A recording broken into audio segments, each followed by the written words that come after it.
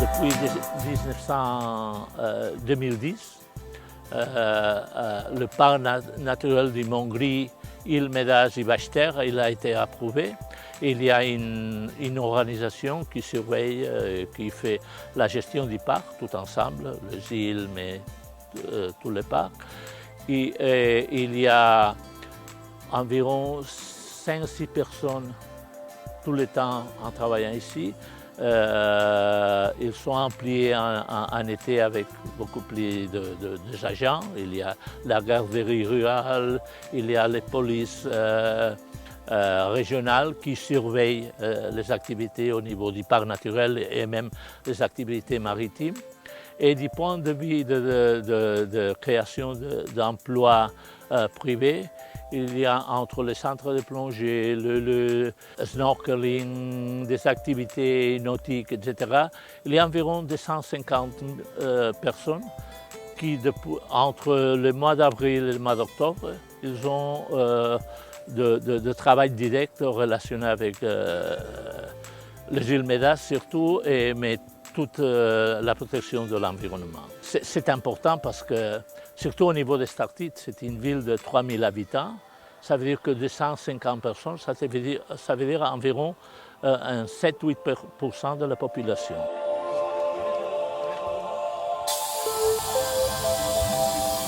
Les îles Médès, le parc naturel a été créé depuis 1992, me semble-t-il. Moi, je suis là seulement au cours des 10 dernières années. Il y a beaucoup de réglementations qui ont été mises en place dès le début. You can go around in this direction, okay, with the wall at your left shoulder, but you need to be careful because here is very shallow. Par rapport à la plongée, ça implique plusieurs choses. Ça implique déjà un nombre de plongeurs limité par bouée et par bateau. C'est-à-dire qu'il y a, sur les îles Médès, par exemple, il y a un certain nombre de bouées et les bouées sont attribuées à chaque centre. C'est-à-dire qu'il y a un système de rotation. Le matin, tel centre a telle bouée et l'après-midi, telle autre bouée. Et le lendemain, ce sera un autre centre, de manière à ce que tous les centres et tous les plongeurs de chaque centre puissent plonger un peu sur tous les sites qui sont disponibles.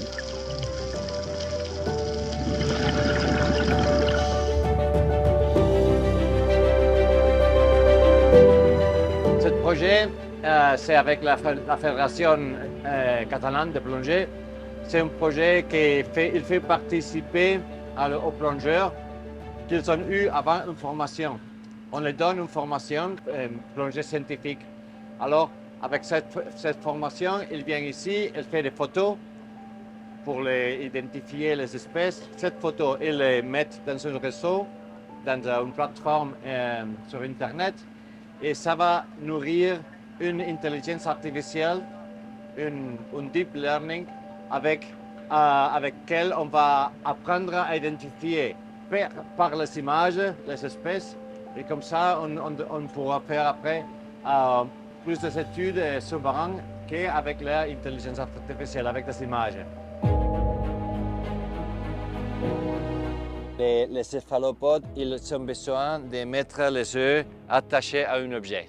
Ils ne les laissent pas comme les mérous qui laissent les œufs dans l'eau. Si les pêcheurs ils trouvent des œufs dans le filet et après les lèvent et les jettent à l'eau, cet œuf, on va le perdre, on va mourir. Ouais. Comme ça, maintenant, on a organisé les pêcheurs, ils récupèrent les œufs de ce filet, ils les prennent ici. Et dans le port, on espère qu'ils maturent, ils se gonflent. Et quand on est presque le temps d'éclater, d'éclosionner, on les sort dans la mer ouverte. Ils naissent d'une manière complètement naturelle.